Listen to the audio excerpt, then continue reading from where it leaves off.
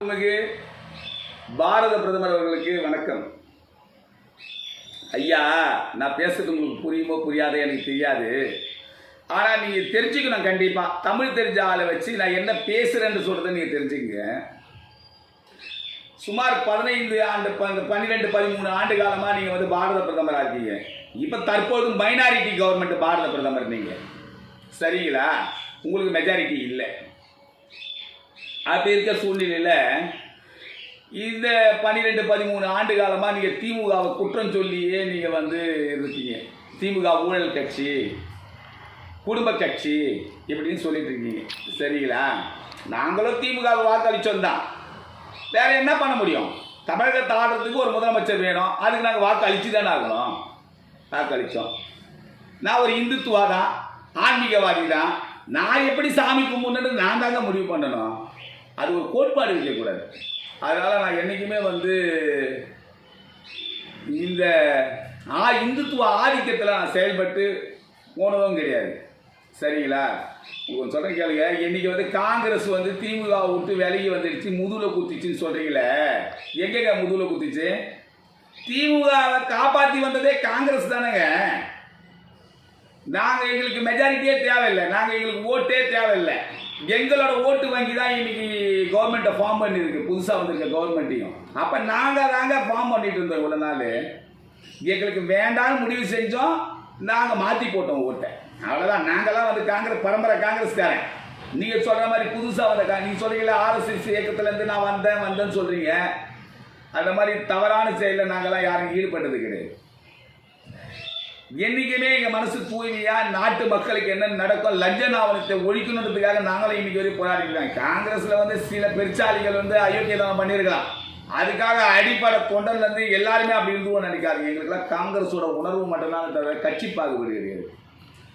நீங்கள் வந்து திமுக குறை சொல்லுங்கள். அப்போ நீங்கள் திமுகவுக்கு இப்போ சப்போர்ட் பண்ணுறீங்களா? திமுக நடுமுதில் குத்திச்சுன்னு சொல்லி நீங்கள் தானே திமுகவை ஆட்சியை அப்புறப்படுத்தணும்னு சொன்னீங்களா இல்லையா? அப்புறப்படுத்தணும்னு சொன்னீங்க, அப்புறப்படுத்திட்டோம். நீங்களும் நானும் சேர்ந்து தான் அப்புறப்படுத்திருக்கோம். தப்பு ஒன்றும் இல்லை. இதில் புதுசாக ஒரு கவர்மெண்ட் ஃபார்ம் ஆகிருக்கு, ஃபார்ம் ஆகட்டும். அவருக்கு என்ன பண்ண போகிறாரு? நாட்டுக்கு நல்லது பண்ணட்டுமே. அவருக்கு நல்லது பண்ண விடாமையே நீங்கள் குறை சொல்லியிருந்தா என்ன அர்த்தம்? அவர் செய்யட்டும். அப்புறம் எதுக்கு வாழ்த்துக்கள் சொல்கிறீங்க? வாழ்த்துக்கள், ஒருத்தர் மனசார வாழ்த்துக்கள் சொன்னோன்னா அவன் எதிரியாக இருந்தால் கூட அவன் வாழட்டும், வாழ்ந்து பார்க்கட்டும். அவன் நாட்டு மக்களுக்கு என்ன செய்ய போகிறான்றத யோசனை பண்ணி பண்ணணும். நீங்கள் நாட்டுக்கு தானே சேவை பண்ணுறீங்க, மக்களுக்கு தானே சேவை பண்ணுறீங்க. அது என்ன குறை சொல்கிற பேச்சு உங்களுக்கு? அந்த மாதிரி பேசாதீங்க. உங்களோட வந்து நீங்களாம் வந்து ஒரு தெய்வத்துக்கு அப்பாற்பட்ட மாதிரி இந்த நாட்டை ஆடுறீங்கன்னு சொன்னான். உங்களோட பேச்சு நாட்டு மக்களுக்கு ஒரு நம்பிக்கையை ஏற்படுத்தணும். புதுசாக வந்திருக்க ஒரு கவர்மெண்ட் ஃபார்ம் ஆகிருக்குன்னு சொன்னால் அந்த கவர்மெண்ட்டில் நாட்டு மக்களுக்கு ஒரு விமோசனம் கிடச்சிதுன்னு சொல்லுங்கள். புதுசாக ஒரு ஆட்சி அமைச்சிருக்கு, அந்த அமைச்ச ஆட்சி வந்து என்ன பண்ண போகிறான்னு சொல்லுங்கள். ஒரு ஆட்சி முடிஞ்சு போன ஆட்சியை வந்து நீங்கள் குறை சொல்லியிருந்தா என்ன அர்த்தம்? இல்லை காங்கிரஸ் அழிஞ்சு தான் போட்டங்க, எங்களுக்கு தேவையில்லைங்க, நல்லது பண்ணுங்க. நீங்களே பண்ணிட்டு இருங்களேன். எதிர்ப்புன்னு ஒன்று இருந்தால் தாங்க நீங்களும் ஒழுங்காக இருக்க முடியும். நீங்களும் உங்கள் கட்சியில் இருக்க சார்ந்தவங்க எல்லாரும் உண்மையாக செயல்பட முடியும். எதிர்ப்பே இல்லாமல் எப்படிங்க வாழ முடியும்?